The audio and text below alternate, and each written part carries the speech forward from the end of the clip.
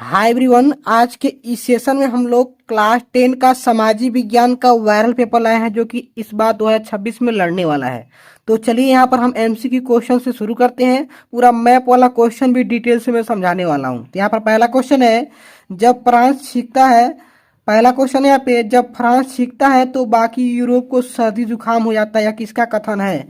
इसका right answer लगाएंगे Metternich, option number A लगाएंगे। मोस्ट इंपॉर्टेंट क्वेश्चन है, इस पे आप ध्यान रखेंगे, इस बार यह पेपर में आने वाला है। ठीक है, अगला क्वेश्चन देखिए, जर्मनी के एकीकरण में मुख्य भूमिका किसकी थी। जो जर्मनी में एकीकरण हुआ था उसमें सबसे ज्यादा भूमिका किसकी थी। इसका राइट आंसर होगा ऑप्शन नंबर बी लगाएंगे, auto von Bismarck. Most important question यह भी है, ध्यान रखेंगे। ऑटो वन बिस्मार्क का मेन भूमिका था जर्मनी में एकीकरण कराने का। ठीक है, अगला क्वेश्चन देखिए, ब्रिटेन में, किसमें, ब्रिटेन में कॉर्न लॉ समाप्त करने का क्या कारण था। तो यहाँ पर देखिए चार ऑप्शन आपको दिख रहे हैं। यह ब्रिटेन में जो एक कॉर्न लॉ चलता था, ठीक है, इस लॉ को समाप्त करने का क्या कारण था। तो यहाँ पर चार ऑप्शन दिख रहे हैं, चारों में से कौन सा सही रहेगा। ऑप्शन नंबर आप बी लगाएंगे। ऑप्शन नंबर कौन सा हो जाएगा, बी लगा लेंगे, जो कि मोस्ट इंपॉर्टेंट क्वेश्चन है। नेक्स्ट क्वेश्चन देखिए, अंतर्राष्ट्रीय मुद्रा कोष की स्थापना कब हुई थी। तो कब हुई थी, यहाँ पर देखिए चार ऑप्शन आपको दिख रहे हैं। इसका राइट आंसर क्या होगा, चारों में से आप गेस करते रहिए, चारों में से राइट आंसर होगा ऑप्शन नंबर डी लगाएंगे, आपका 1944 हो जाएगा।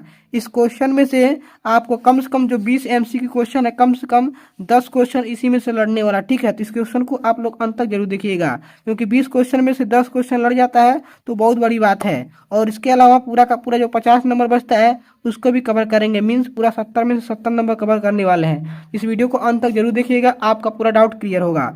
यहाँ पर देखिए, गुलामगिरी क्या है, गुलामगिरी नामक पुस्तक किस प्रकार की समस्या से संबंधित है।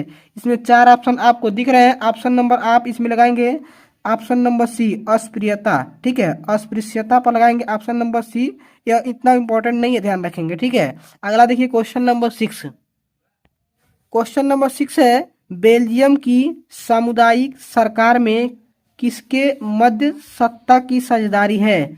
इसमें आप ऑप्शन नंबर लगाएंगे ए, क्या लगाएंगे, ए वाला लगा लेंगे, या उतना इंपॉर्टेंट नहीं है, इस पर ध्यान नहीं देंगे। ठीक है, अगला क्वेश्चन देखिए, इसमें महिला आरक्षण अधिनियम 2023 में 33% आरक्षण महिलाओं को, यहाँ पर देखिए निम्नलिखित में से किस संस्था को दिया गया है।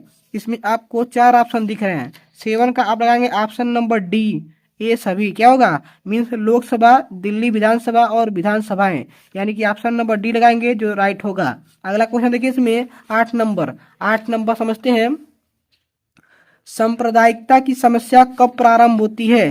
तो कब प्रारंभ होती है, इसमें ऑप्शन नंबर आप डी लगाएंगे, ए और बी दोनों, ए और बी दोनों यह राइट आंसर होगा।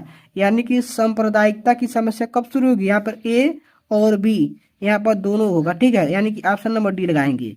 अगला क्वेश्चन देखिए, भारत में कितने राष्ट्रीय राजनीतिक दल हैं।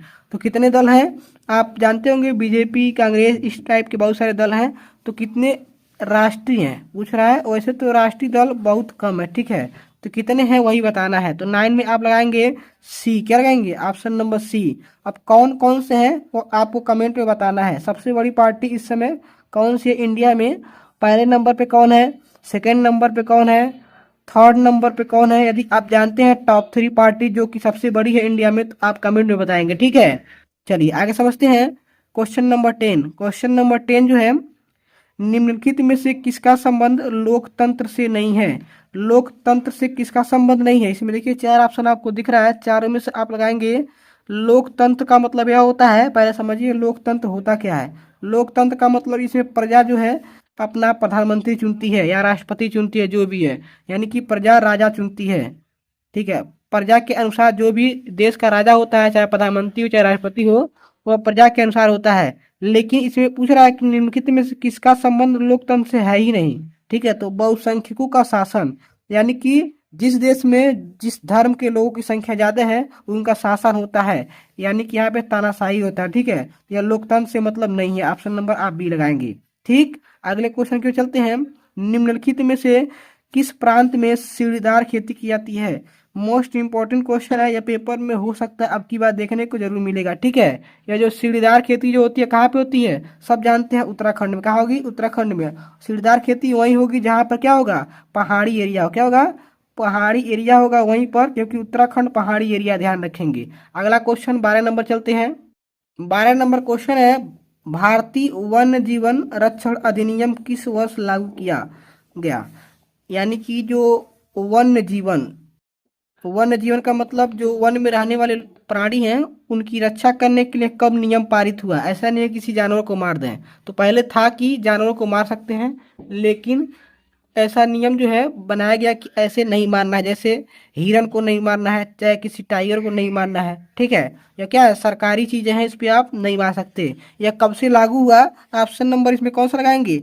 ऑप्शन नंबर इसमें होगा ऑप्शन नंबर 1972, यानी कि बी लगाएंगे, ठीक है। 1972 में रूल आया कि हम किसी जानवर को नहीं मार सकते, ठीक है। अगला क्वेश्चन देखिए, झारखंड में स्थित कोडरमा निम्नलिखित में से किस खनिज का अग्रणी उत्पादक है? ठीक है, मीन्स कोडरमा नाम का कोई जगह है उसमें, या झारखंड में, कहाँ है? झारखंड में है। इसमें से चारों में से कौन जो सबसे ज्यादा यहाँ पर पाया जाता है? इसमें राइट आंसर आप लगाएंगे अभ्रक। क्या रहेगा? अभ्रक सबसे ज्यादा कहाँ पाया जाता है? इस कोडरमा नामक शहर में पाया जाता है, जो कि कहाँ है?